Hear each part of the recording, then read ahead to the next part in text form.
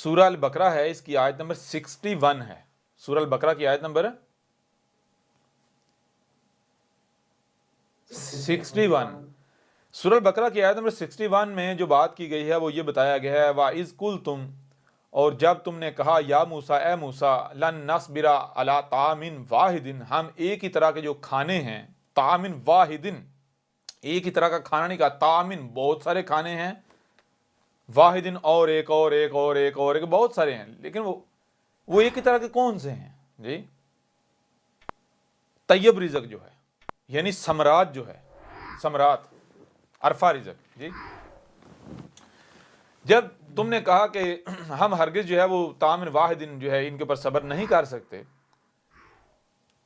فادع لنا ربک یخرج لنا مما تنبت الارض من بقلها و کسائها و فومها و عدسها و بصلها، یعنی کہ وہ ہمارے لیے یہ جو لہسن ہے، پیاز ہے، سبزیاں ہیں، یعنی یہ چیزیں، دالیں وغیرہ ہیں، یہ چیزیں نکالے تاکہ ہم جو ہے مسالے بنا کے، سالن بنا کے ساتھ میں روٹیاں نان یہ رگڑا کریں۔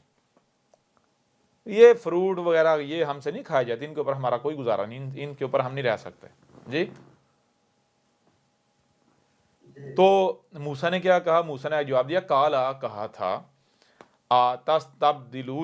تبدلون الذی ہوا ادنا بالذی ہوا خیر، یعنی کہ کیا تم جو خیر رزق ہے اس کو بدلنا چاہتے ہو جو ادنا رزق ہے اس کے ساتھ؟ کیوں ادنا کہا؟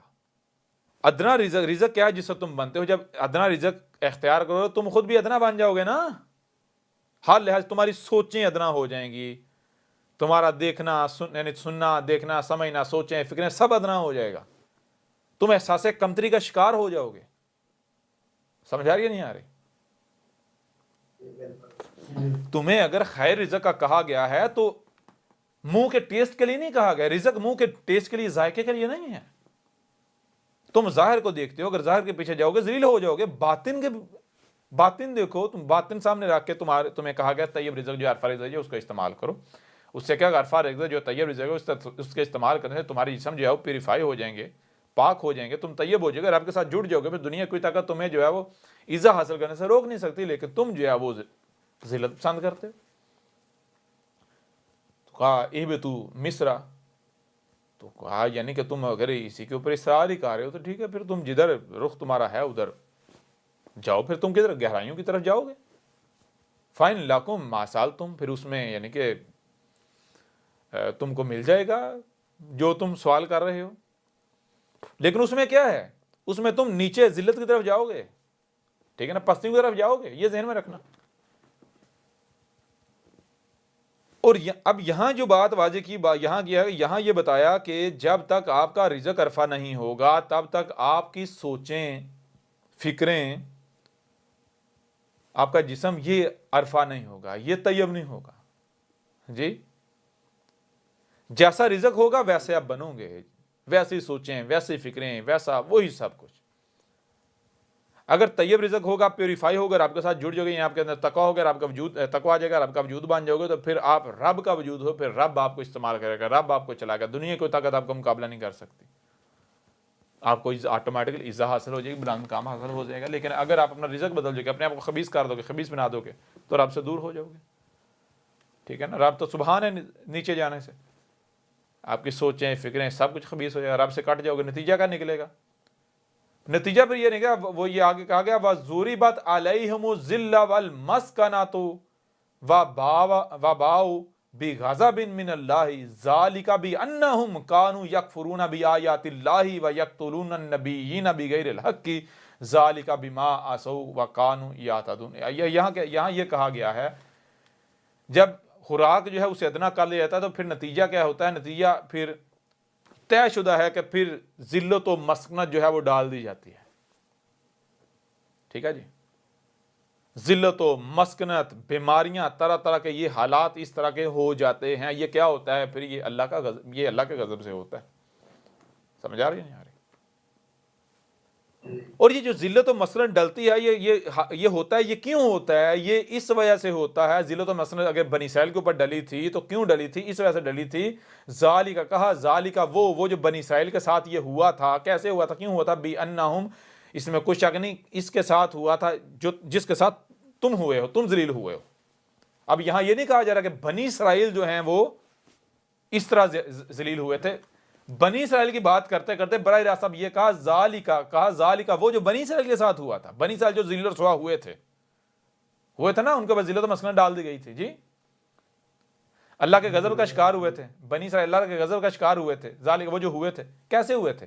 بِأَنَّهُمْ، اس میں کچھ شک نہیں جس کے ساتھ تم ہوئے ہو، بِأَنَّهُمْ اس وقت جو موجود ہیں ان کو کہا جائے جس کے ساتھ تم ذلیل و رسوا ہوئے تو تمہارے اوپر یہ ذلت و مسکنت ڈالی گئی ہے، کیا وجہ ہے؟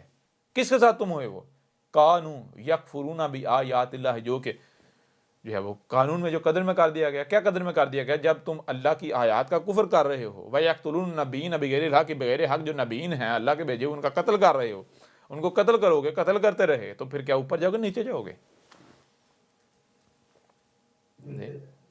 اب اس آیت میں پیچھے بنی اسرائیل کا ذکر نہیں کیا گیا، یعنی سارا بنی اسرائیل کا پیچھے بنی اسرائیل کا ذکر کر کے آگے کہا گیا کہ آج ذرا غور کرو، کیا آج تم بھی بالکل اسی ذلت و مسکنت کا شکار نہیں؟ تمہارے اوپر وہی ذلت و مسکنت نہیں ڈال دی گئی جو بنی اسرائیل پر ڈالی گئی تھی ماضی میں؟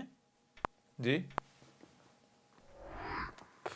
بتائیں نا، موسیٰ کے بعد، موسیٰ سے پہلے بھی، موسیٰ کے بعد، مریم کے بعد، جی اے مسلمانوں وہی ذلت و مسکنت تمہارے اوپر آئی ڈال چکی ہے نا، تو یہ کیسے؟ یہ بالکل اسی طرح ڈلی ہے جیسے بنی اسرائیل کے اوپر ڈلی تھی۔ بنی اسرائیل کے اوپر کیسے ڈلی تھی؟ وہ جو نبیین تھے ان کو قتل کر دیتے تھے، یعنی اللہ کے بھیجے ہوئے، کیوں؟ وہ ان کی خواہشات کے خلاف آتے تھے نا، ان کی خواہشات کے مطابق نہیں آتے تھے، تو تم بھی وہی کرتے رہے، رب کے بھیجے ہوئے کا کفر و کذب کرتے رہے، تو نتیجہ کیا نکلے گا؟ جی بغیر حق انہیں قتل کرتے رہے، ان کا کفر و کذب کرتے رہے، تو جب رب کی طرف آنے والی رہنمائی کا دروازہ بند کیا جائے گا، نتیجہ کیا نکلے گا؟ جی کیا یہ تمہارے ملاٹے جو شیاطین ہیں، مشرکین ہیں، یہ تمہاری رہنمائی کر پائیں گے؟ یہ تمہیں دنیا میں بلند مقام عطا کر پائیں گے؟ اے عقل کے اندھو، گدھے کے بچو، دیکھو تو صحیح تمہاری آج جو حالت، اور یہ جن کے پیچھے تم ملاٹے، تمہارے ملاٹے نہیں تمہیں یہاں اس حالت میں لے کر آئے؟ جی رہنمائی تو یہ کر نہیں سکتے، یہ تو محض اپنے پیٹ کی ہاتھ تمہیں جو ہے کہانیاں سناتے ہیں، اپنا پیٹ پالتے ہیں، تمہارے اموال کھاتے ہیں۔ ذالک بما عصوا، یہ کس وجہ سے ہے؟ وہ بنی اسرائیل کے ساتھ ہوا تھا، تو کیوں ہوا تھا؟ کس کے ساتھ ہوا تھا؟ وجہ یہ تھا عصوا، نافرمانی، یہ تم جو نافرمانی کر رہے ہو، یہ نافرمانی اسی وجہ سے بنی اسرائیل کے ساتھ ہوا، یہی تمہارے ساتھ ہوا۔ وَكَانُوا يَعْتَدُونَ، جو ہماری حد لگائی حدود ہے، ان حدود سے تجاوز کر رہے ہو، یہی بنی اسرائیل نے کیا تھا۔ جی سمجھ آ رہی ہے نہیں آ رہی؟ یعنی ایک چیز کی اگر آپ کو حالت مجبوری میں کھانے کی اجازت دے دی جاتی ہے تو ایک حد لگائی، کہا بھائی جب تک تم اس حالت میں ہو، مجبوری میں تم نے کھانا ہے، ورنہ نہیں، اس کو عادت نہیں بنانا۔ یہی بنی اسرائیل کو کہا تھا کہ جب یعنی کہ رزق کا مسئلہ تھا، انہیں کہا کہ ٹھیک ہے تم گوشت کھا لو، لیکن حد لگائی تھی کہ اس کو عادت نہیں بنانا اور اس کو پیٹ بھر کے یعنی کہ ذائقے کے لیے نہیں کھانا، جب دوسرا رزق میسر نہیں ہے تو مجبوری کی وجہ میں کھانا ہے، جب مجبوری ختم ہو جائے تو پھر اس کو چھوڑ دینا ہے، ٹھیک ہے نا؟ تو وہ جو السبت کا معنی کیا ہے؟ یہ کہتے ہیں ہفتے کا دن، ہو گدھے کے بچے، السبت کا مطلب ہفتے کا دن ہے۔ السبت کہتے ہیں کہ جب کچھ ایسے حالات ہوتے ہیں، ایسے حالات ہوتے ہیں، ایسے اوقات ہوتے ہیں، ایسے جن میں کچھ یعنی کہ وہ کنڈیشنز کے ساتھ جو ہے اجازت دی جاتی ہے کوئی کام کرنے کی، یعنی عام حالات میں، معمول میں وہ کام، وہ چیز الاؤ نہیں ہوتی، لیکن مخصوص حالات میں اسے کچھ وقت کے لیے الاؤ کر دیا جاتا ہے، ٹھیک ہے نا؟ ایمرجنسی بنیاد پر، جنگی بنیاد پر۔ تو بنی اسرائیل کو جو ہے وہ مجبوری کی حالت میں، ایک مخصوص حالت میں، یہ جو ادنا رزق ہے، یہ جو گوشت ہے، یہ کھانے کی اجازت دی، اور ایک حد تک اجازت دی، اور کہا دیکھنا یہ جو ہم نے حد لگائی اسے تجاوز نہیں کرنا، یعنی اسے عادت نہیں بنانا، اس کو اپنا پراپر رزق نہیں بنا لینا، اور اس کو پیٹ بھرنے کے لیے نہیں کھانا بلکہ زندہ رہنے کے لیے کھانا ہے۔ تو انہوں نے کیا کیا؟ بنی اسرائیل نے حد سے تجاوز کیا، کیا حد سے انہوں نے اس کو گوشت کو اس رزق کو یعنی اپنا مقصد بنا لیا، اپنی خوراک بنا لیا، اپنا رزق بنا لیا. تو نتیجہ نتیجہ یہ نکلا کہ وہ قرادہ و خنازیر بن گئے، یعنی کہ ان کے اندر سوچنے سمجھنے کی صلاحیت ختم ہو گئی، غور و فکر کرنے کی صلاحیتیں ان کے اندر ختم ہو گئی. ظاہر بات ہے جیسا جو آپ کا رزق ہے وہی بنو گے نا. سمجھ آ رہی نہیں آ رہی؟ گوشت جو ہے یہ آپ کے اندر سوچنے سمجھنے کی صلاحیت ختم کر دیتا ہے، یہ آپ کے اندر آگ پیدا کرتا ہے، آپ کے اندر جنسیت، آپ کے اندر جو ہے وہ خواہشات، یہ فحش پرستی، یہ چیزیں جو ہے آپ کے اندر جو ہے وہ درندگی جو اس کی وجہ سے آتی ہے، پروڈیوس ہوتی ہے. کیوں؟ کیونکہ جب آپ کا جو جسم ہے، اپنی باڈی ہے، اس کو آپ سمجھیں گے، اس میں غور کریں گے تو پھر آپ کو پتہ چلے گا آپ کی باڈی جو ہے یہ کیمیکل فارمولا ہے، کیمسٹری کا فارمولا ہے. کون کون سے جو کیمیکلز ہیں، جو عناصر ہیں، ان کی خصوصیات کیا ہیں، خصلتیں کیا ہیں. جب ایک سے زائد ایلیمنٹس ملتے ہیں ان کی مقدار جو ہے وہ بھی ڈیپینڈ کرتی ہے، ان کا پھر ریئیکشن کیا آتا ہے. تو جس کے پاس یہ علم ہے وہ بڑی آسانی سے جان سکتا ہے کہ گوشت جو ہے وہ کسی بھی مخلوق کا ہو وہ کتنا خطرناک ہے، ٹھیک ہے، کتنا تباہ کن ہے. گوشت جو ہے وہ آپ کی سوچنے سمجھنے کی صلاحیت ختم کر دیتا ہے. ٹھیک ہے نا؟ بات سمجھ آ نہیں آ رہی؟ گوشت آپ کی نہ صرف سوچنے سمجھنے کی صلاحیت ختم کر دیتا ہے بلکہ آپ کے اندر خواہشات کا انبار لگا دیتا ہے اور آپ کو درندہ بنا دیتا ہے. آپ کے اندر جو ہے وہ ہوس پرستی اور آپ کے اندر صبر ختم کر دیتا ہے. آپ کے اندر اجرت جو ہے وہ بڑھا دیتا ہے، جلد بازی. سمجھ آ رہی نہیں آ رہی؟ جی بالکل آ رہی. اسی طرح جو ادنا رزق ہے، دالیں وغیرہ، یہ ادنا رزق ہے، اس کے اندر بھی یہ ساری چیزیں پائے. تو یہ کہا کہ جب انہوں نے اسبد سے یعنی تجاوز کیا، یعنی جو حدود ہم نے لگائی تھی، وہ جب انہوں نے تجاوز کیا تو نتیجہ کہ وہ قرادہ و خنازیر بن گئے. یعنی قرادہ یعنی وہ ان کا معاملہ یہ ہوگا کہ ان کے اندر سوچنے سے ان کی صلاحیت ختم ہوگی. وہ جو سنتے جو دیکھتے اس کے پیچھے چل پڑتے ہیں، اپنے ملاٹوں کے پیچھے اندھو کی طرح چلنا شروع ہو گئے. اور خنازیر یعنی کہ ان کے اندر جو ہے وہ اپنی یعنی کہ پیچھے مڑ کر دیکھنا کہ پیچھے مجھ سے کوئی غلطی تو نہیں ہو رہی، اگر کوئی غلطی ہوئی ہے اس کو مان کر اس کی اصلاح کرنا، یہ صلاحیت ان کے اندر ختم ہو گئی. اگر ان کے اوپر کوئی ان کی غلطی واضح کرتا تو بجائے یہ پیچھے مڑ کے اپنی اصلاح کر لیں، اس غلطی کو غلطی مانتے ہوئے اصلاح کر لیں، وہ غلطی ان کے اوپر ان کی غلطی واضح کرنے والے کو اپنا دشمن مانتے ہوئے اس کے ساتھ دشمنی کرتے، اس کے گالیاں دیتے، بکواسات کرتے تھے. تو اس کا نتیجہ کیا نکلا؟ نتیجہ یہ نکلا کہ جب رزق آپ کا ایسا ہے تو آپ یہ بنیں گے تو پھر ظاہری بات ہے جو بھی آپ کے ساتھ عقل والی بات کرے گا تو آپ تو اس کے دشمن بن جائیں گے نا. تو وہ کون ہوتے ہیں؟ وہ تو رب کے بھیجے ہوئے ہوتے ہیں. رب کے بھیجے تو آپ پھر کیا کرو گے؟ آپ ان کا کفر کرو گے، کذب کرو گے، قتل کرو گے. جی تو نتیجہ کیا نکلے گا؟ نتیجہ آپ بلند مقام پر جاؤ گے، ذل و رسوا ہو جاؤ گے رب کے ساتھ دشمنی کرنے سے. جی رب کی طرف سے آنے میں رہنمائی کا دروازہ بند کرتے اوپر جاؤ گے، نیچے جاؤ گے، ذل و رسوا ہو جاؤ گے. جی واضح ہو رہا ہے یا نہیں ہو رہا؟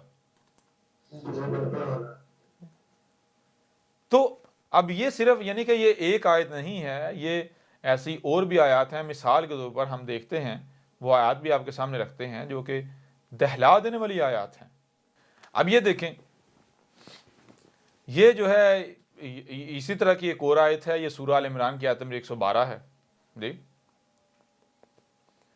تو اس میں بھی یہ ضربت علیہم الذلہ، علیہم الذلہ اینما سفکوا الا بحبل من اللہ وحبل من الناس وباؤوا بغضب من اللہ وضربت علیہم المسکنۃ ذالک بانہم کانوا یکفرون بآیات اللہ ویقتلون الانبیاء بغیر حق ذالک بما عصوا وکانوا یعتدون.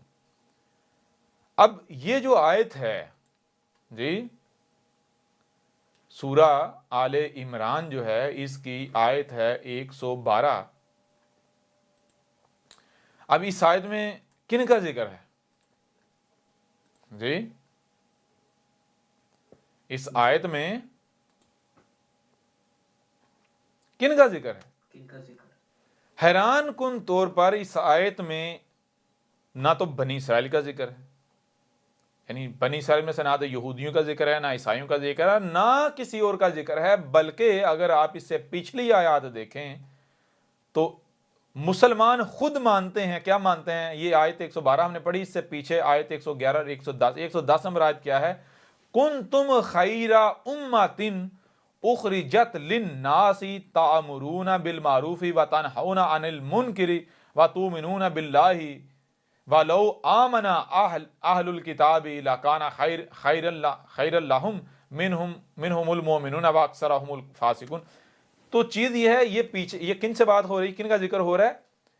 ایک ایک مسلمان اور مسلمانوں کے ملاٹے مانتے ہیں کہ کنتم خیر امۃ، یہ ہم مسلمان ہیں، ہم سے کلام کیا جا رہا ہے، یہ ہمارا ذکر ہے، ایسا ہی ہے نا؟ جی بالکل۔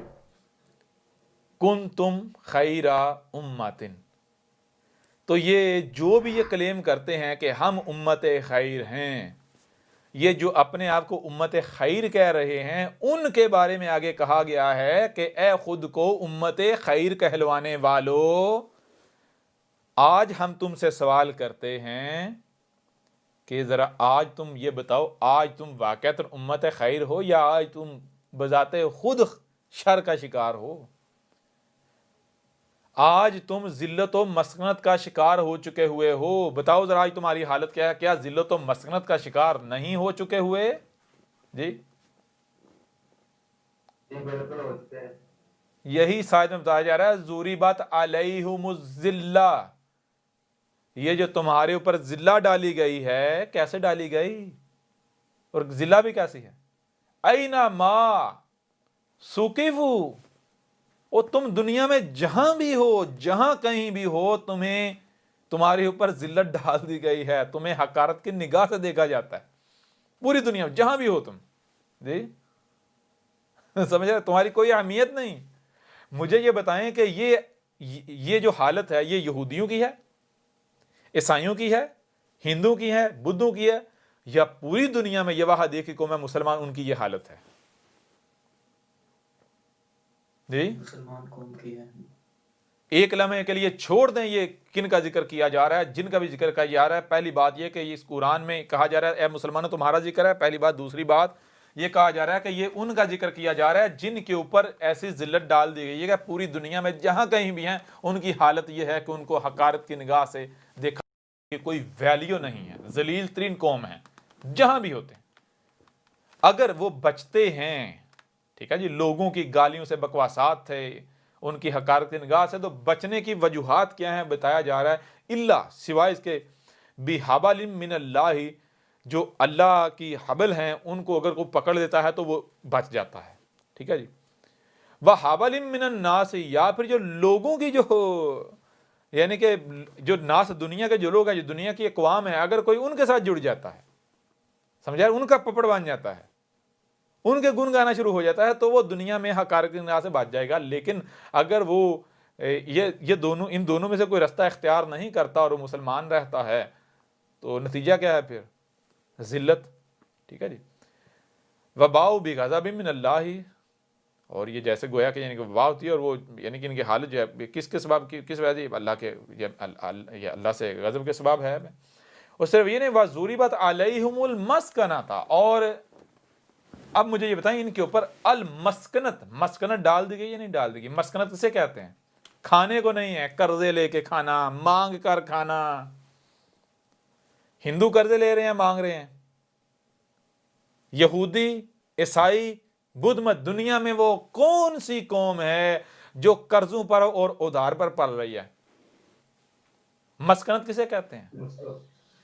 مسکنت کہتے ہیں ہاتھ پاؤں سب کچھ سلامت ہے لیکن کھانے کو نہیں ہے، کھانے کے لیے کسی دوسرے کے سامنے ہاتھ پھیلانا پڑے، اسے کہتے ہیں مسکنت، ٹھیک ہے جی۔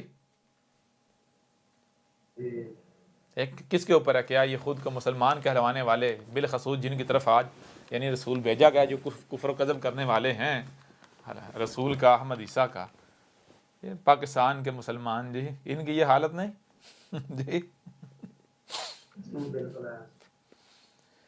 تو یہ حالت کیوں ہے؟ یہ وجہ کیا ہے؟ ذالک بانہم، ذالک وہی مسکنت ہے جو اس سے پیچھے بھی یہ کوئی پہلی دفعہ نہیں ہوا، اور وہ یہ کیسے ہوتا ہے؟ بانہم، اس میں کچھ شک نہیں کہ یہ ان کے اوپر یہ وہ جو ذلت و مسکنت ڈلی ہے، وہی جو بنی اسرائیل پر ڈلی تھی، کس کے سبب، کس کے ساتھ، کس وجہ سے؟ کانوا یکفرون بآیات اللہ، یہ جو اللہ کی آیات سے جو کفر کر رہے ہیں، اور اور یقتلون الانبیاء، اور جو اس سے پہلے نبی آتے رہے، محمد کے فلٹر سے نکل کر جو انبیاء جتنے بھی نبی آئے تو ان کو کیا کرتے رہے؟ نبیوں کو، انبیاء کو قتل کرتے رہے بغیر حق، حق نہیں تھا رائے برابری کو انہیں قتل کیا جاتا. جن کو قتل کرنا چاہیے تھا ان کو انہوں نے اپنے سروں پر بٹھایا، ان کو اپنے رہنما بنا لیا ان ملاٹوں کو، اور جن کو قتل نہیں کرنا بلکہ جن کو رہنما بنانا تھا ان کو قتل کرتے رہے. ذالک بما عصوا وکانوا یعتدون. آئی وہی بات یہاں یا نہیں آئی؟ یہ بالکل آئی. جی سمجھ آ رہی ہے نہیں آ رہی؟ تو بالکل آ رہی ہے. چیز یہ ہے کوئی بھی یہ نہیں کہہ سکتا جی یہ ہمارا ذکر نہیں، یہ تو کسی اور کا ہے. یہ آیت تو ایسی آیت ہے، اس میں تو براہ راست خطاب ان سے ہے، ان سے جن کو کہا کہ کنتم خیر امۃ. جی تو یا تو یہ مان لیں ہم وہ امت نہیں ہے، امت خیر نہیں ہے، ٹھیک ہے. اگر یہ نہیں مانتے تو پھر ظاہری بات ہے آگے جو آیت میں ذکر ہے وہ تو ان کا ذکر ہے، ان کا بارے میں ذکر کیا، ان کی بات کی جا رہی ہے جو اپنے آپ کو امت خیر کلیم کر رہے ہیں. پھر دوسری بات اگر تم کہو نہیں جی ہم امت خیر نہیں ہیں اور یہ ہے وہ ہے، اس آیت میں ہمارا ذکر نہیں، پھر بھی تم نہیں کہیں جا سکتے. کیونکہ اس قرآن میں تمہارا ذکر ہے، کسی اور کا تو ہے نہیں. جی بھائی بنی اسرائیل کا ہم ذکر کیوں کریں گے؟ بنی اسرائیل کو تو لعنت کر دی جا چکی ہوئی نا، ان کا ذکر ہم کیوں کریں گے؟ یہود کا کیوں کریں گے؟ نصارہ کیوں کریں گے؟ ہم ان کے اوپر لعنت کی جا چکی ہوئی. اگر تمہیں لگتا ہے یہ ان کا ذکر ہے، تم کہتے ہو یہ قرآن میں اللہ نے یہودیوں اور عیسائیوں کا ذکر کیا، تو تم اللہ کے اوپر تہمت لگا رہے ہو کہ اللہ جو ہے ایک طرف کہتا ہے میں نے ان پر لعنت کی، دوسری طرف ان کو پھر توجہ دے رہا ہے، ان کی طرف اپنا رخ کر رہا ہے، نظر کر رہا ہے، ان کی طرف ان کا ذکر کر رہا ہے. جی ان پر لعنت کی جا چکی، یہ ان کا ذکر نہیں ہے، یہ تمہارا ذکر ہے. سمجھ آ رہی ہے نہیں آ رہی؟ ان کی مسلوں سے بات سمجھ آ رہی نہیں آ رہی؟ یہ چیز تو کسی بھی لحاظ سے کسی بھی پہلو سے یہ بھاگ سکتے ہیں. یہ سورہ المائدہ ہے اور اس کی آیت 20 ہے. سورہ المائدہ کی 20 نمبر آیت ہے. اچھا اس آیت میں کیا کہا گیا؟ بہت ہی دہلا دینے والی آیت ہے. اس آیت میں کہا گیا وَإِذْ قَالَ، اور تب کہا تھا، کس نے کہا تھا؟ موسیٰ نے لی قوم ہی، اپنی قوم کے لیے. اور تب کہا تھا موسیٰ نے کس کے لیے؟ اپنی قوم کے لیے. یا قوم اذکروا، اے میری قوم کیا یاد کر رہے ہو نعمت اللہ، کہ کس طرح جو ہے وہ اللہ نے نعمت کی تھی علیکم تمہارے اوپر.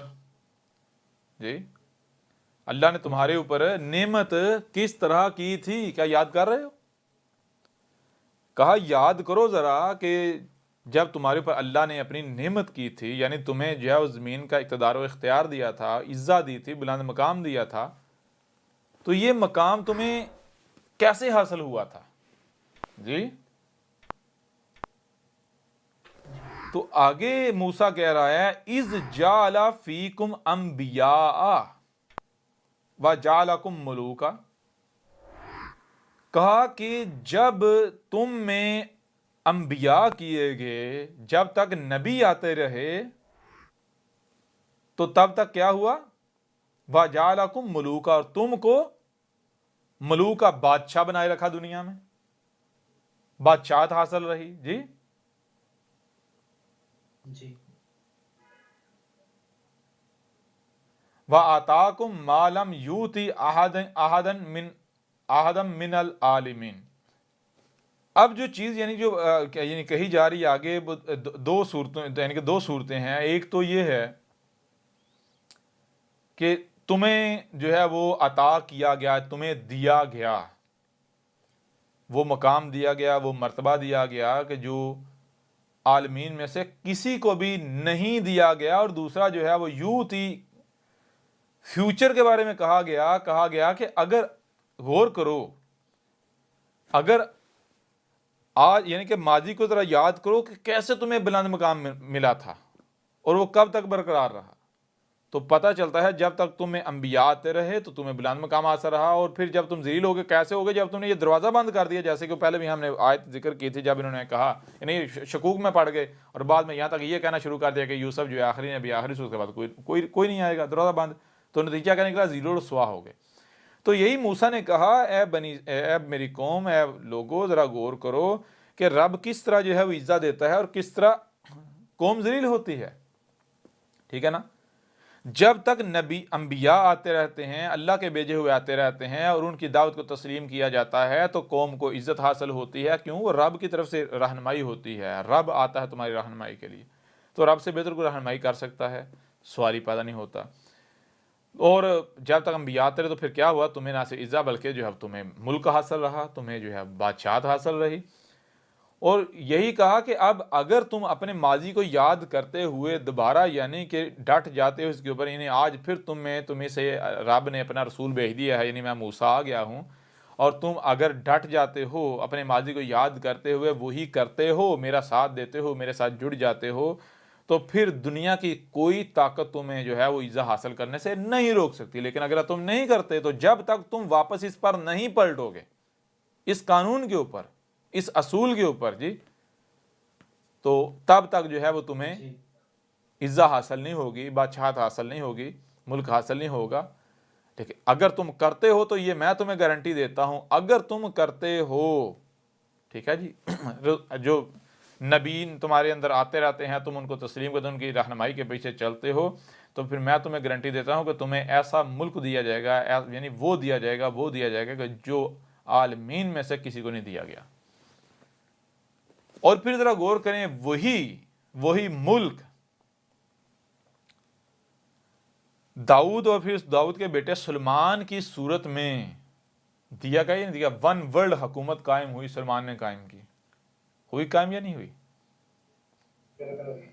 تو یہ کن کا ذکر کیا جا رہا ہے؟ وہی بات، یہ اصل میں وہی قرآن میں اساطیر الاولین نہیں ہے، بلکہ یہ الاولین کی مسنون سے آج کا ذکر ہے۔ تو جیسے اس وقت موسیٰ نے بنی اسرائیل کو کہا تھا، بالکل عین اسی طرح کیا آج احمد عیسیٰ یہ قوم محمد کو، خود کو مسلمان کہلوانے والوں کو یہ نہیں کہہ رہا کہ اے گدھے کے بچوں، آج تم جس حالت میں ہو، کیا شروع سے تمہاری یہی حالت تھی؟ جی ذرا پیچھے جاؤ، جب تمہیں عزت حاصل تھی، بلند مقام حاصل تھا، تو کیسے حاصل ہوا اور وہ کب تک قائم رہا؟ جی بات سمجھ آ رہی نہیں آ رہی؟ اب اگر تم عزت حاصل کرنا چاہتے ہو تو تمہارے پاس ایک ہی راستہ ہے، باقی اگر تم خواب دیکھنا چاہتے ہو دیکھتے رہو، کوئی خوابوں میں پابندی تھوڑی ہے، اس میں جل کر راکھ ہوگی۔ طریقہ ایک ہے، طریقہ کیا ہے؟ وہ یہ ہے کہ جب رب کی طرف سے رہنمائی آئے تو خود کو اس کے آگے جھکا دو، اس کی اطاعت و اتباع کرو، دنیا کی کوئی طاقت تمہیں جو ہے وہ عزت حاصل کرنے سے نہیں روک سکتی۔ اور آج جب رب کا بھیجا ہوا آ گیا جی اور طے کر دیا جی نہیں مانیں گے، تو پھر تمہیں دنیا کی کوئی طاقت ذلت سے نکال سکتی؟ سوال ہی پیدا نہیں ہوتا۔ ایسی حالت میں تم رہو گے، سوال ہی پیدا نہیں ہوتا، تم اس سے نکلو، تمہارے لیے عذاب ہے، اس کے علاوہ تو اور کچھ ہے ہی نہیں، دیکھتے رہو خواب۔ باقی یہ بھی نہیں ہے کہ بھائی رسول جو ہے وہ رب جو ہے وہ منتیں کر رہا ہے، جی رسول منتیں کر رہا ہو، میرا ساتھ دو، میرے ساتھ جڑ جاؤ، نہیں، سوال ہی پیدا نہیں ہوتا۔ بلکہ رب جب تک بشری صورت میں سامنے آیا نہیں تھا تب تک جو ہے وہ جتنے بھی شریک ہیں ان کے لیے وقت تھا۔ جب رب بشری صورت میں سامنے آ گیا ہے تو پھر رب بشری صورت پر بھی اپنا شریک برداشت نہیں کرے گا، جتنے بھی شریک ہیں ان کو مٹائے گا۔ رب تمہارا یہ نہیں ہے کہ تم ساتھ دو گے تو جناب رب کا کام ہوگا، تم ساتھ نہیں دو گے تو کام نہیں ہوگا، نہیں، بلکہ تمہارے فائدے کی بات کی جا رہی ہے، یہ تو ہونے جا رہا ہے۔ رب محتاج تھوڑا ہی ہے، رب کا کوئی مقابلہ تھوڑی کر سکتا ہے۔ اور اگر مثال کو تم ساتھ دیتے ہو یا احمد عیسیٰ کے ساتھ جڑتے ہو تو کیا تمہارے احمد عیسیٰ کے ساتھ جڑنے سے کیا تم اس تجدیدیت کو، اس ٹیکنالوجی کے اس کو ختم کر کے تم جو ہے وہ کوئی اسٹیٹ قائم کر دو گے؟ سوال ہی پیدا نہیں ہوتا۔ نہیں تو یہ نہیں کہ منتیں کی جا رہی، نہیں، سوال ہی پیدا نہیں ہوتا۔ یہ تو قدر میں کر دیا گیا، یہ تو ہو کر رہنا ہے، دنیا کی کوئی طاقت اسے ہونے سے روک نہیں سکتی۔ یہ اگر آواز لگائی جا رہی ہے تو آواز اپنے وجود کے لیے لگائی جا رہی ہے، جو المومنین ہیں ان کو نکالنے کے لیے، اپنے وجود کے لیے، اور جو کفر و کذب کرنے والے ہیں ان کے اوپر حجت کرنے کے لیے، تاکہ کل کو جب پچھتائیں تو پھر ان کے اوپر نہ تو ترس کھایا جائے، نہ ہی یہ کہہ سکیں کہ اگر ہمیں موقع دیا ہوتا، اگر ہماری پر واضح کیا ہوتا، اگر یہ ہوتا، اگر وہ ہوتا، یہ نہ کہہ سکے، کوئی بہانہ نہ بنا سکے، کوئی عذر نہ پیش کر سکے۔ جی جی بالکل. جی باقی دیکھیں، غور کریں، جب آپ کے اوپر یہ بات بالکل کھل کر واضح ہو چکی ہے کہ اللہ جو ہے وہ العزیز الحکیم ہے. اللہ کیا ہے؟ العزیز الحکیم. العزیز الحکیم ہے. تو العزیز الحکیم کا مطلب کیا ہے؟ بھائی اللہ جو بھی کام کرتا ہے وہ انتہائی باریک بینی سے کرتا ہے. اگر کہیں پر کوئی فرق رکھتا ہے تو اس فرق کو نظر انداز نہیں کیا جا سکتا. اگر کوئی اس فرق کو نظر انداز کرتا ہے، اگر وہ چھوٹے سے چھوٹا ہی فرق کیوں نہ ہو، تو وہ اللہ کے العزیز الحکیم ہونے کا کفر کرتا ہے. ٹھیک ہے؟ جی بھائی اگر دروازہ رب نے بند کر دیا تھا نبوت کا، تو ذرا غور کریں، دیکھیں قرآن کیا کہہ رہا ہے. یعنی یہ کہتے ہیں نا، ما کان محمد ابا احد من رجالکم، یہ اس طرح کی آیت جو ہے. جی جی تو اس میں جو خاتم النبیین، اس کا مطلب کیا لیتے ہیں؟ آخری نبی. اور نبیین سے مراد کیا لیتے ہیں؟ وہ جو نبی پیچھے گزر چکے، ان سب نبیوں کے خاتمے پر. تو اگر تو جو النبیین ہیں، اس کا معنی واقعتاً وہ نبی ثابت ہو جائیں جو نبی گزر چکے ہیں، ماضی والے نبی، پھر تو ٹھیک ہے، واقعتاً بھائی محمد ان کے خاتمے پر کہہ لو، جی مانا جا سکتا ہے. لیکن اگر آپ جو جی چاہے کر لیں، النبیین کا معنی آپ یہ کر ہی نہیں سکتے کہ جو ماضی میں نبی آئے، تو پھر خاتم النبیین کا وہ معنی ہو سکتا ہے جو یہ کرتے ہیں، کھینچ تان کے جو جھگڑا کرتے ہیں قرآن کے ساتھ. جی بالکل نہیں. اب آپ کو یہ بھی سمجھ آ جائے کہ قرآن جو کہتا ہے کہ قرآن کے ساتھ جھگڑا کرتے ہیں، یہ جھگڑا کرنے والے کون ہیں؟ جی قرآن ایک شاید دیتا ہے، بات کہتا ہے کہ نہیں، زبردستی قرآن کے ساتھ جھگڑا کر کے اپنی بات اس کے اوپر امپوز کرنے کی کوشش کرتے ہیں. ایسا ہی نا؟ اور جھگڑا کسے کہتے ہیں؟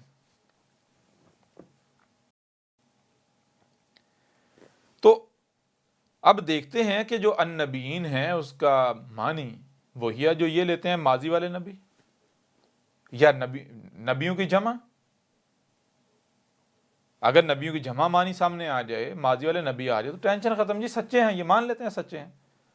لیکن اگر جو النبیین ہے، اس کا ترجمہ یا اس کا معنی نہ ماضی والے نبی یا نبیوں، نہ ہی نبیوں کی جمع سامنے آئے، بلکہ کچھ اور آئے، اور وہ ایسا معنی سامنے آئے کہ جو آپ چاہ کر بھی جو اپنے معنی و مطلب پہنانے کی کوشش کرتے ہیں وہ نہیں پہنا سکتے، تو پھر جھوٹا کون؟ جی کذاب کون؟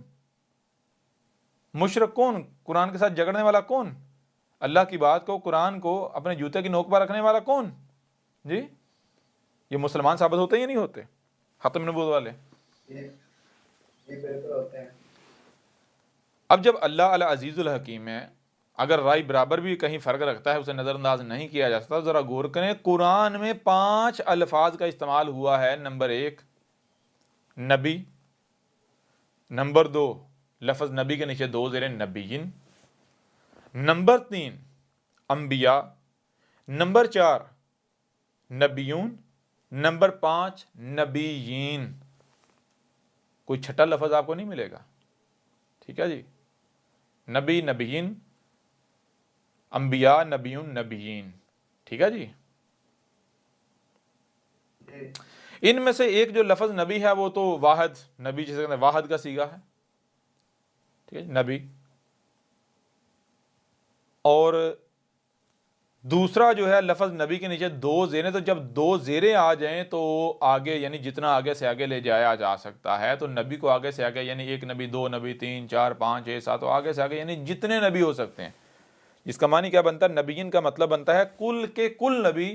اور آپ اسی قرآن کو اٹھا کے دیکھیں کہ قرآن جب نبیوں میں سے نبی یا رسولوں میں سے رسول کی بات کرتا ہے تو قرآن کیا کہتا ہے؟ من نبیین یا پھر من رسولن، یعنی من نبیین، لفظ نبی کے نیچے 2 زیریں لگاتا ہے، یا کہتا ہے کہ جتنے بھی نبی ہیں ان میں سے جو بھی نبی.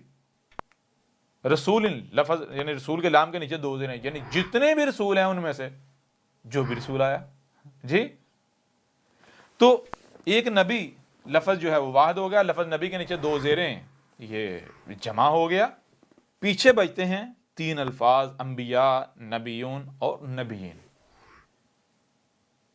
حیران کن طور پر جو کلام کیا جا رہا ہے، مخاطب جو ہے انسان ہے، انسان کے لیے تین حالتیں بنتی ہیں، اور وہ تین حالتیں کون سی ہیں؟ ایک ماضی ہے، ایک حال ہے اور ایک مستقبل ہے. تین الفاظ بچتے ہیں، انسان سے کلام کیا جا رہا ہے، تو ظاہری بات ہے جب انسان سے کلام کیا جا رہا ہے تو ماضی کی بھی بات کی جائے گی، حال کی بات کی جا سکتی ہے، مستقبل کی بھی. تو تینوں سیغے چاہیے. تو کہیں ایسا تو نہیں کہ یہ انبیاء، نبیون، نبیین یہ ماضی، حال اور مستقبل جو ہے یہ سیغے ہیں؟ بے شک جمع کے سیغے بھی ہیں، لیکن صرف جمع کے سیغے نہیں ہیں، بلکہ جمع ماضی ہے، جمع حال ہے، جمع مستقبل ہے جی. تو اب آپ ایسا کریں، جتنے بھی تراجم ہیں، جتنی بھی تفاسیر ہیں، آپ تمام کے تمام تراجم، تمام کی تمام تفاسیر کو اٹھا کے دیکھ لیں، آپ کو کہیں پر بھی یہ فرق نظر نہیں آئے گا کہ نبیین کے معنی کیا ہیں، نبیون کے معنی کیا ہیں، یا انبیاء کے معنی کیا ہیں، بلکہ جہاں بھی یہ الفاظ آتے ہیں وہاں پر نبیوں کی جمع، نبیوں کے نبیوں ترجمہ کر دیا جاتا ہے، انبیاء ترجمہ کر دیا جاتا ہے. یہ بتایا نہیں جاتا کہ اوپر انبیاء ہے، انبیاء کا معنی کیا ہے، نبیون ہے، نبیون کا معنی کیا ہے، نبیین ہے، نبیین کا معنی کیا ہے. اگر تین طرح کے الفاظ رب نے استعمال کیے ہیں تو آخر کوئی نہ کوئی تو فرق ہے نا، یعنی کوئی نہ کوئی تو وجہ ہے نا. اتنا بڑا بڑا فرق رکھا ہے، کیوں رکھا ہے؟ وجہ تو ہوگی، بغیر وجہ تو رب نے اتنا بڑا فرق رکھا نہیں جو ہے وہ آپ کو نظر کہ کیا چیز. آپ یہ دیکھیں، کیا یہ اپنے عمل سے اللہ کے العزیز الحکیم ہونے کا کفر نہیں کر رہے جی؟ ثابت نہیں ہوتے کافر اللہ کے العزیز الحکیم ہونے کا؟ اب جب آپ گرامر کی روح سے دیکھیں تو پتہ چلتا ہے کہ جو انبیاء ہے یہ ماضی کا صیغہ ہے، نبیون جو ہے وہ حال کا صیغہ ہے، اور نبیین جو ہے یہ مستقبل کا صیغہ ہے. قرآن سے بھی پوچھیں گے، قرآن بھی آپ کو بتائے گا جب نبیین کی بات کرتا ہے تو قرآن ان کو نبیین کہتا ہے کہ پہلے ایک لائن کھینچتا ہے، پھر اس لائن کے بعد والے جو نبی ہیں ان کو نبیین کہتا ہے، یعنی بعد والوں کو، آگے آنے والوں کو. مثال کے طور پر غور کریں ذرا، قرآن جب اللہ جو ہے وہ نبیین سے میثاق کی بات کرتا ہے، میثاق اخذ کرنے، تو وہاں پر لفظ انبیاء کیوں نہیں آیا جی؟ بھائی اگر میثاق اخذ کیا، وہ جو گزر چکے نبی گزر چکے ان سے میثاق اخذ کیا، تو پھر میثاق وہ لفظ نبیین نہیں آنا چاہیے، انبیاء آنا چاہیے، کیونکہ گزرے ہوئے نبیوں کو تو انبیاء کہا جاتا ہے. انبیاء گزرے ہوئے، وہ نبی جو پیچھے ماضی میں گزر چکا. اور کتنا ہے؟ کوئی ایک گزرا نہیں، جتنے بھی گزر چکے جی. وہاں انبیاء نہیں آتا، نہ ہی نبیون آتا ہے، بلکہ نبیین آتا ہے. اور اب غور کریں کہ جب بات کی جا رہی ہے ان سے، میثاق کون سے؟ انہوں نے کہا کہ رسول آ جائے تم میں. کیا یہ کہا جب تم رسول آ گیا تھا یا آ گیا ہے، یا آ جائے؟ آگے فیوچر کی بات کی جا رہی جی. وہاں ان آیات میں آگے کی بات تھی نا، فیوچر کی بات تھی نا. بات سمجھ آ رہی نہیں آ رہی؟ بالکل آ رہی. فیوچر کی بات، تو مطلب کیا ہے؟ فیوچر والے نبی. تو فیوچر والے نبی کیا بنتے؟ کیا ہے؟ نبیین. یہی قرآن میں اور مقامات پر بالکل واضح کیا گیا. آپ جتنی بھی آیات اٹھا کے دیکھ لیں آپ کو بالکل کھل کر واضح ہو جائے گا نبیین کا معنی کیا ہے، آگے آنے والے نبی. اور خاتم النبیین، خاتم کا جو ترجمہ کرتے ہیں کہتا ہے جی آخری. ہم نے نشست میں بڑی ڈیٹیل کے ساتھ بتایا تھا کہ دیکھیں، ہم نے واضح کیا تھا کہ ایک لفظ ہے غریب، آپ اردو میں بھی استعمال کرتے ہیں جو کہ فارسی سے آیا ہے. فارسی میں وہ لفظ غریب استعمال ہوتا ہے، عربوں کی زبان میں لفظ غریب استعمال ہوتا ہے. عربوں کی زبان میں لفظ غریب اور فارسی لکھنے میں پڑھنے میں بالکل سیم ہے، لیکن معنی سیم نہیں ہے. فارسی میں غریب کو کہتے ہیں جس کے پاس کچھ بھی نہیں ہے، بھوکا ننگا. اور یعنی کہ فارسی میں اور اردو میں غریب جو ہے اس کا معنی ہے امیر کی ضد. اور عربوں کی زبان میں غریب کہتے ہیں جو چھپا ہوا ہے، جو اجنبی ہے. موجود تو ہے لیکن دکھائی نہیں دے رہا، نظر نہیں آ رہا، گویا کہ یعنی اس کی موجودگی گویا کہ غیر موجودگی ہے، موجود تو ہے لیکن موجود ہونے کے باوجود جو ہے وہ موجود نہیں ہے، نظر نہیں آ رہا، چھپا ہوا ہے. جی اب اگر کوئی عربوں کی زبان کے لفظ غریب کا ترجمہ و معنی فارسی والا کر دے گا تو وہ سچا ہو سکتا ہے؟ وہ دھوکہ نہیں دے رہا آپ کو؟ بالکل دھوکہ دے رہا ہے. ایسا ہی ہے نا. بالکل اسی طرح خاتم لفظ صرف عربوں کی زبان کا نہیں ہے بلکہ خاتم جو ہے وہ فارسی کا بھی ہے، جو کہ اردو میں بھی استعمال ہوتا ہے. فارسی میں جو ختم ہے یا خاتم ہے، فارسی میں ختم کہتے ہیں اینڈ کو، لاسٹ کو، اور خاتم کہتے ہیں اینڈ کرنے والا، آخر کرنے والا. ٹھیک ہے جی. عربوں کی زبان میں خاتم کے یہ معنی نہیں ہے. عربوں کی زبان میں خاتم کے معنی کیا ہے؟ خاتم ختم سے ہے. ختم جو ہے وہ دو طرح کے ہیں، ایک خیتے میم ہے، ایک خیتو میم ہے. دونوں کے معنی سیم ہے، چھوٹا سا فرق ہے. وہ فرق کیا ہے وہ الگ بات ہے، لیکن یہاں چیز ہے کہ اگر کوئی بھی شخص جو ختم ہے تے میم والا ختم ہے اس کا کوئی بھی معنی کرتا ہے تو اس کا جگڑنے کی ضرورت نہیں. ہم ایسا کریں گے، ہم اس کے ساتھ نے خے تو میم والا ختم رکھیں گے، کہیں گے بھائی جو ختم کے معنی آپ نے تے والے ختم کو پہنائے ہیں، یعنی جو معنی آپ نے تے والے ختم کو پہنائے ہیں وہی معنی اس کا کر کے دکھا دے تو ہم مان جائیں گے. کیوں؟ کیونکہ دونوں کا ایک ہی معنی ہے، چھوٹا سا فرق ہے. وہ فرق کیا ہے وہ میٹر نہیں کرتا، کیونکہ وہ اس کا اس کے ساتھ تعلق ہی نہیں ہے. تو جو معنی آپ توئیں والے ختم کے کرتے ہیں آپ کو وہی توئیں والے ختم کو پہنانے پڑیں گے. اگر تو وہ اس کو آپ پہنا پاتے ہیں تو آپ سچے، اگر نہیں پہنا پاتے تو آپ جھوٹے ثابت ہو جاتے ہیں. کسی بھی عرب دان سے پوچھ لیں جو توئیں والا ختم ہے اس کے معنی کیا ہے تو آپ کو بتائے گا توئیں والا ختم کہتے ہیں جناب یہ منہ کے اوپر جو ماسک چڑھایا جاتا ہے. جیسے اس وقت ماضی میں جانور جو ہے، کوئی جانور کا بچہ ہے وہ دودھ نہ پیے ماں کا تو اس کو چھکا سا چڑھا دیا جاتا ہے، سانس تو لے لیکن وہ دودھ نہ پی سکے، کچھ کھا نہ سکے. اس طرح گندگی کھانے والے جانوروں کے اوپر منہ پر بھی چھکا، اس کو بھی ختم جو ہے وہ خیتوں میں ختم کہتے تھے. منہ کے اوپر کپڑا جو ہے وہ چڑھا لینا تاکہ سانس لینے سے دھول مٹی نہ جائے، دھول مٹی سے بچنے کے لیے آکسیجن تو جائے، صاف ہوا تو جائے لیکن دھول مٹی نہ جائے، اس سے بھی ختم کہتے تھے. تو یہ کیا ہے؟ وہ چھکا منہ پر چڑھانا اور یہ منہ کے اوپر ماسک لگانا، یہ ماسک کیا ہے؟ منہ کے اوپر کپڑا چڑھا لینا تاکہ دھول مٹی نہ جائے، ہوا تو جائے. یہ کیا ہے؟ اس کو انگلش میں فلٹر نہیں کہتے تو اور کیا کہتے ہیں جی؟ فلٹر کہتے ہیں نہیں کہتے؟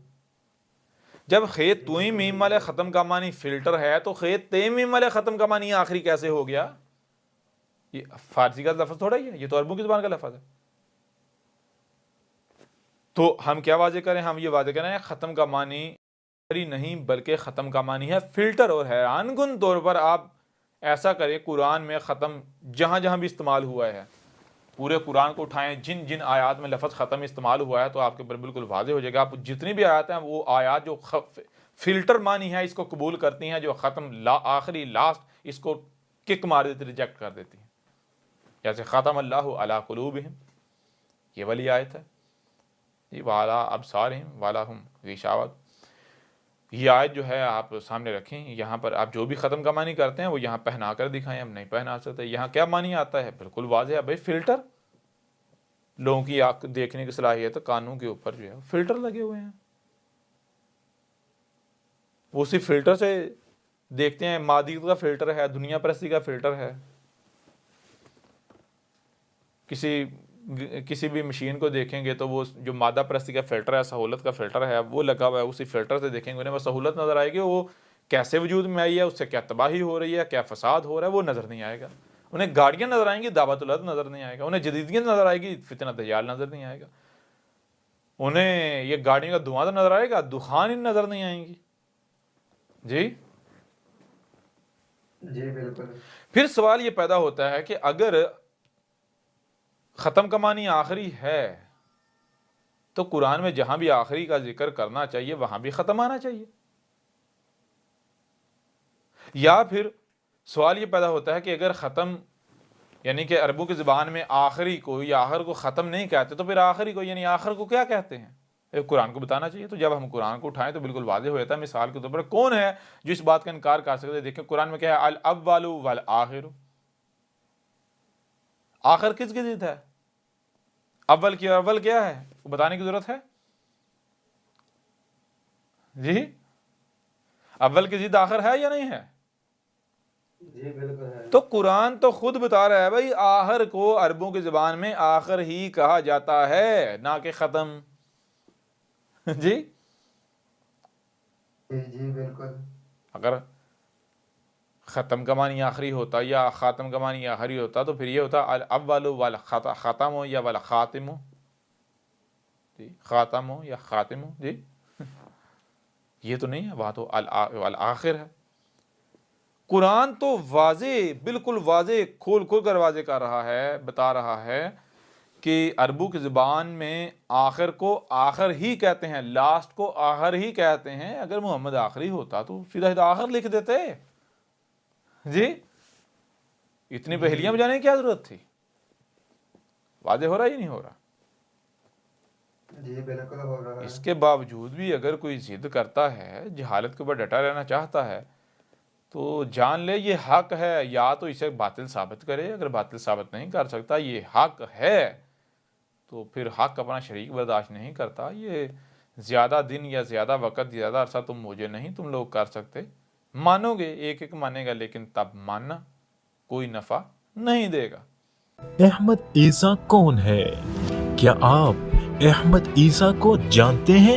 احمد عیسیٰ وہ ہے جس نے ان باتوں پر سے پردہ اٹھایا ہے جس پر آج ہر کوئی اختلاف کر رہا ہے. حق اور باطل کی پہچان اب انتہائی آسان. آج ہی الکتاب کو ڈاؤن لوڈ کریں. مزید ویڈیوز کے لیے احمد عیسیٰ کے یوٹیوب چینل کو وزٹ کریں اور چینل کو سبسکرائب کرنا مت بھولیے گا.